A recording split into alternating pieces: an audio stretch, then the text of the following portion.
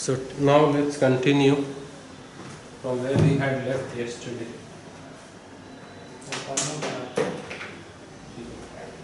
So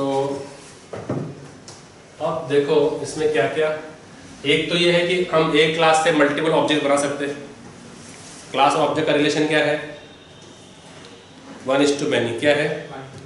1:many। One class, from one mould I can make multiple cakes, from one brick का die I can make multiple bricks, from one blueprint of a building I can make multiple buildings. तो एक से multiple, एक class का multiple object. Okay, तो अपना golden question और silver question याद होना चाहिए आप लोगों को। गोल्डन क्वेश्चन क्या है? Why do we create a class? Why? Answer क्या है इसका? गोल्डन आंसर क्या है? To create its object. तो सिल्वर क्वेश्चन क्या था? Why do we create an object? तो सिल्वर आंसर क्या है? To call. कॉल का अच्छा वर्ड क्या है? Invoke. To invoke methods of that class. To invoke methods of that class. तो हमने क्लास स्टूडेंट बनाई, उसमें हमने दो मेथड रखे, एक्सेप्ट स्टूडेंट और डिस्प्ले स्टूडेंट। अब हम उसका ऑब्जेक्ट बनाएंगे, student S is new student. तो क्लास से ऑब्जेक्ट बना, एस से क्या क्या करेंगे? एस से, एस का क्या काम रहेगा? एस का काम क्या रहेगा? तो हमने क्या बनाए? Class student. ठीक है, तो उसमें रखा प्राइवेट डेटा, जैसे मैं दो ही रखा हूँ फिलहाल। तो हमने क्या बनाया? void एक्सेप्ट स्टूडेंट, जो कि क्या करेगा? एक्सेप्ट करेगा। और void क्या बनाया? डिस्प्ले स्टूडेंट, जो कि क्या करेगा? डिस्प्ले करेगा। क्लास खत्म हो गई। डेटा क्या रहेगा हमेशा? Most of the time function क्या रहेंगे? क्लास बनाई, क्लास क्यों बनाते हैं? To create objects. तो हम लोग क्या करेंगे? एक नई क्लास बनाएंगे मेन के लिए हमेशा। मेन को अलग क्लास में लिखने का। ठीक है, अब इस क्लास में क्या बनाएंगे? सबसे पहले ऑब्जेक्ट। क्या बनाएंगे? तो कैसे बनाते हैं ऑब्जेक्ट जावा में?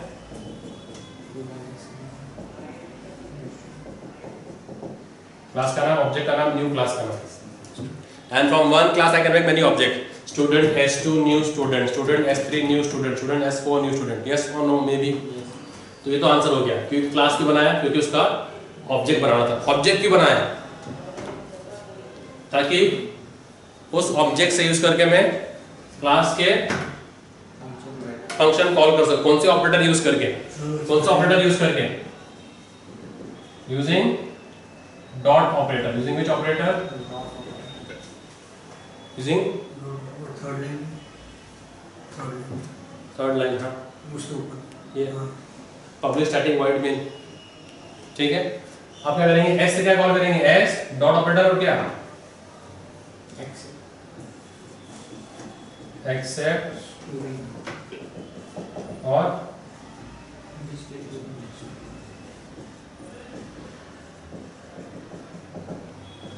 मेन खत्म, क्लास। ये सिंपल सा फ्लो है, सिंपल सा प्रोग्राम है। Public static void main. हाँ, अब आते हैं उस पर, उसका पोस्टमार्टम करते हैं। ठीक है, देखो पब्लिक स्टैटिक वॉइड मेन कितने कीवर्ड, ये समझ में आ गया तुम लोगों को? सिंपल। ओके, ठीक है, सिंपल से हमने कल किया था, राइट? एपिसोड 1 में हुआ था ये प्रैक्टिकल में। चलो अब आते हैं एपिसोड 2 में कि पब्लिक स्टैटिक वॉइड मेन क्या करता है।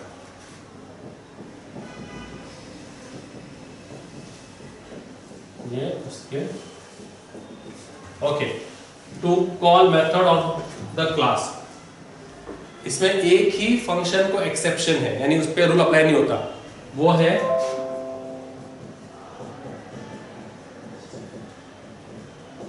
कौन सा फंक्शन?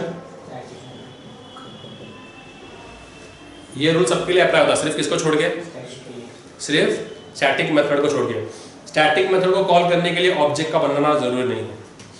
स्टैटिक फंक्शन को कॉल करने के लिए ऑब्जेक्ट का बनाना डायरेक्टली क्लास के नाम से कॉल कर सकते हैं। बताऊंगा, आगे आऊंगा, ये कीवर्ड बताना इसके लिए बताऊंगा। तो ये रूल सिर्फ किसके लिए फॉलो नहीं होता? सिर्फ स्टैटिक फंक्शन के लिए, क्योंकि स्टैटिक फंक्शन को हम किससे कॉल कर सकते हैं? हाँ, क्लास के नाम से। किसके नाम से? अभी कितने कीवर्ड्स है?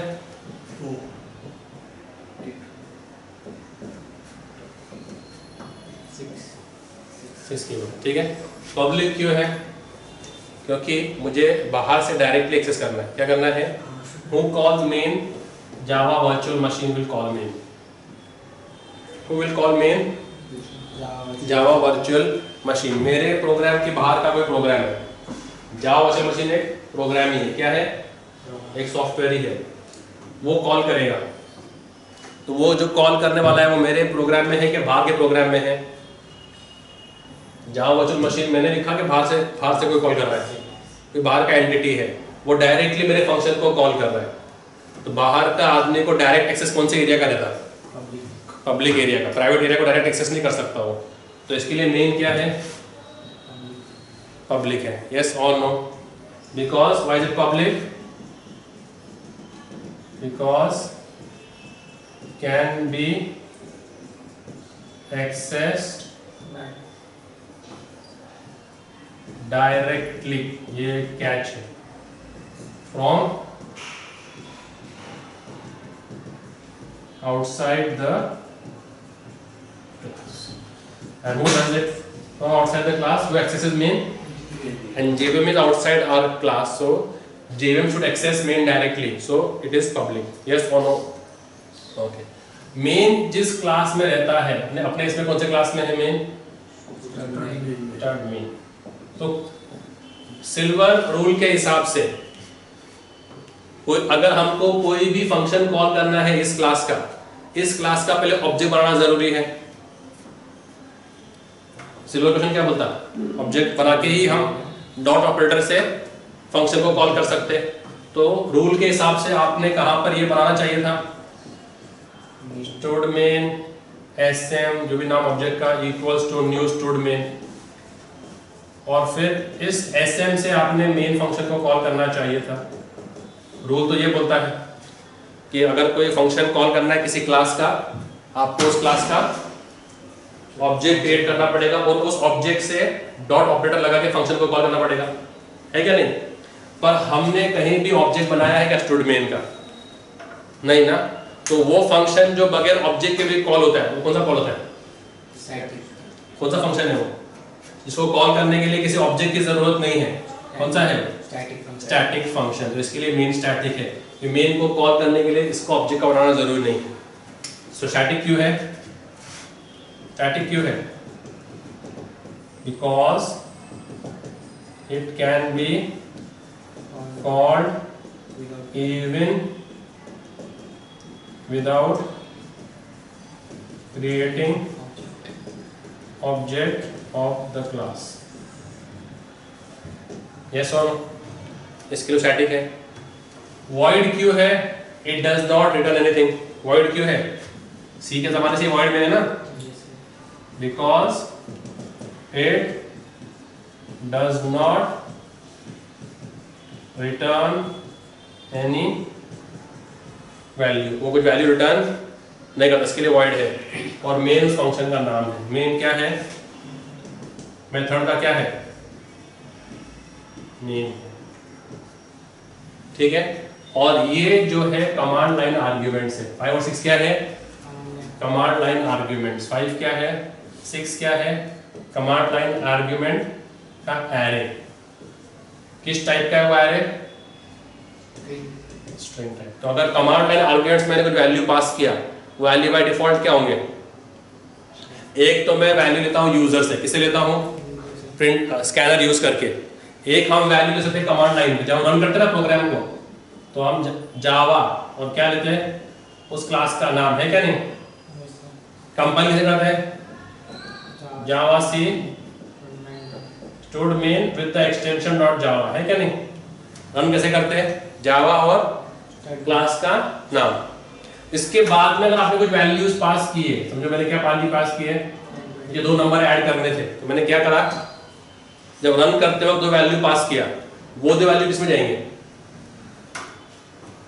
किसमें जाएंगे, आर्ग्स में। तो ये 2 वैल्यू जो है ना किसमें जाएंगे, तो 10 किसमें जाएगा, आर्ग्स का 0, और ये किसमें जाएगा, आर्ग्स का।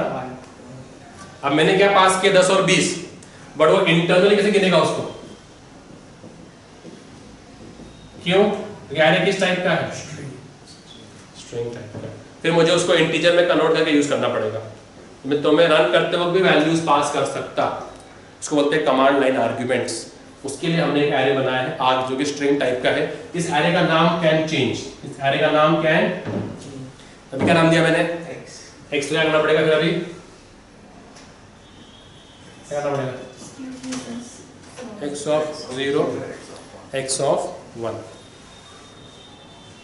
समझ रहा, नहीं समझ रहा, तो वैसा हम कर सकते हैं।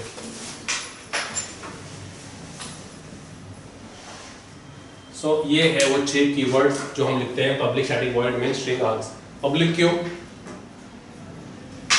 Because it can be directly access from outside the class by the JVM। Static क्यों, बिकॉज इट उस क्लास का फंक्शन को कॉल करने के लिए रूल क्या है, उस क्लास का ऑब्जेक्ट बनाओ और डॉट ऑपरेटर से उसका फंक्शन कॉल करो, जैसे s1 dot accept student, s1 dot display student.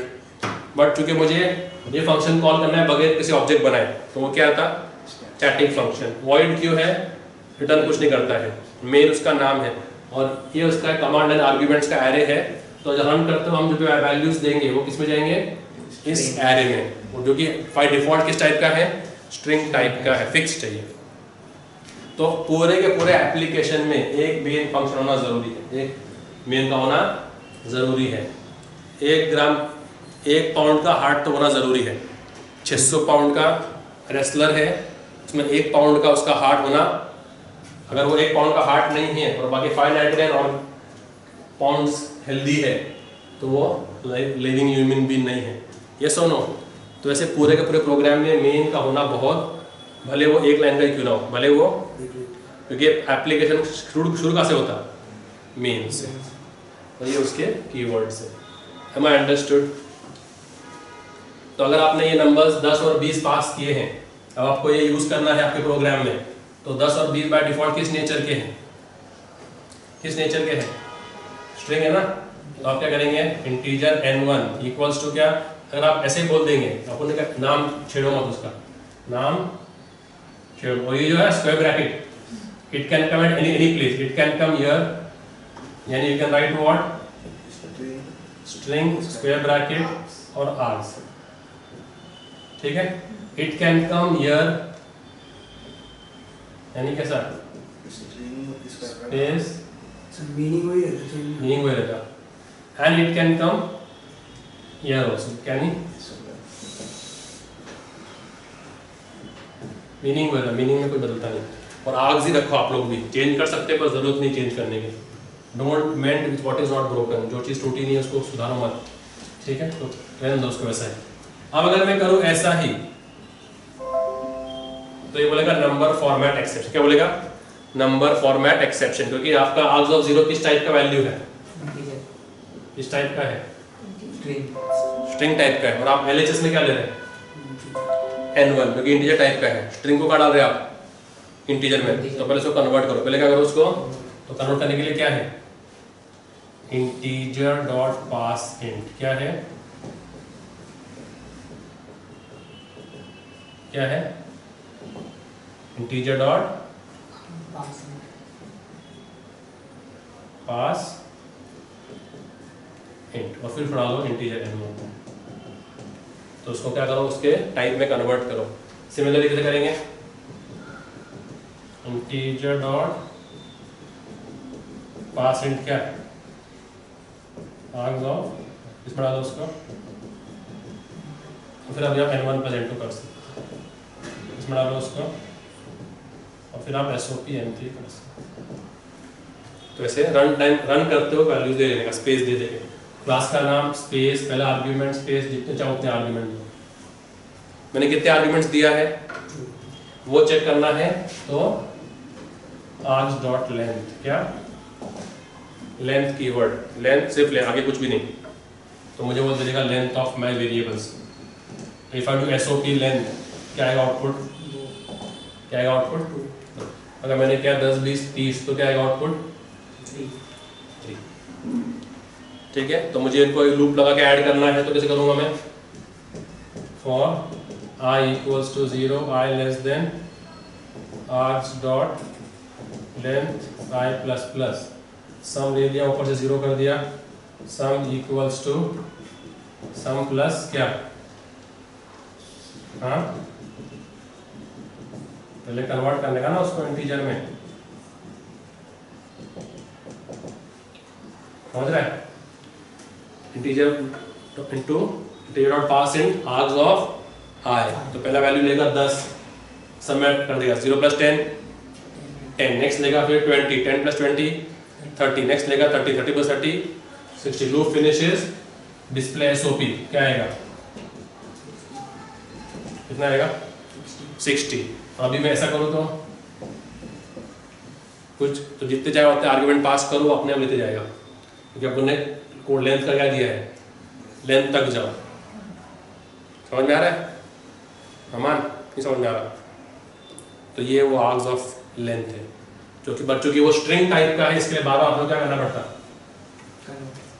ठीक है, अभी अगर मैं नंबर्स पास कर रहा हूँ 10.5 20.5 30.5 40.5 50.5, अभी क्या करने का, हाँ तो क्या करेंगे, फ्लोट डॉट पास, और सम भी फ्लोट टाइप का होगा, yes no maybe, so this is your ESVM, clear।